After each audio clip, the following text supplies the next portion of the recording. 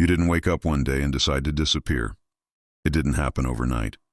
There was no dramatic ending, no final fight that made you cut everyone off. It was slow, quiet, painful. You were the reliable one, the person who always showed up, the one who replied at 2 a.m., even when you were exhausted, the one who listened, even when no one asked how you felt. You weren't distant, you weren't cold. You were just always available to everyone except yourself. And that's where everything started to change, because while you were taking care of everyone else, your nervous system was watching. Every ignored boundary, every moment you felt unseen, every time you said it's okay when it wasn't.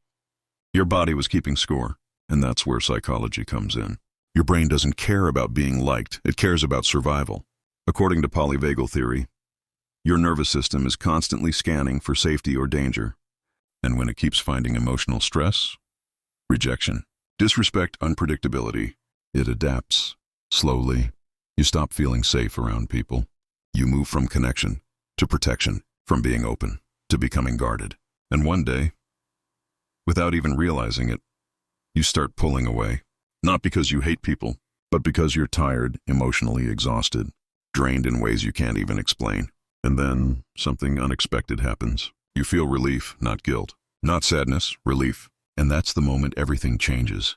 Because now, silence feels safer than connection. Distance feels better than disappointment. And being alone feels like peace. But here's the real question. Is this healing? Or is this just another form of protection? Cutting people off isn't always what it looks like. From the outside, it seems cold, distant, even selfish. But inside, it's something else. Psychologists call this emotional cutoff. It's when someone reduces or completely removes emotional contact to manage overwhelming stress. And sometimes it's necessary, because when you've been hurt too many times, your brain stops asking for connection. It starts demanding safety. You build walls, not because you want to be alone, but because you're trying not to break again. But here's the truth most people don't understand. There's a difference between walls and boundaries. Walls block everything. Boundaries filter what's healthy. And when pain goes unresolved, boundaries turn into walls. That's where hypervigilance begins. You overthink everything. You read between the lines. You expect disappointment before it even happens. This isn't weakness. This is conditioning. Your brain learned that people equal pain. So now, it tries to protect you from everyone. And the easiest way, cut them off. Go silent. Disappear. But here's the part that feels confusing. You don't feel lonely. You feel calm, peaceful. Because for the first time, no one is draining your energy. No one is making you question your worth. No chaos, just silence. And that silence feels like freedom. But be careful, because not all distance is healing. Sometimes it's avoidance. Sometimes it's fear in disguise.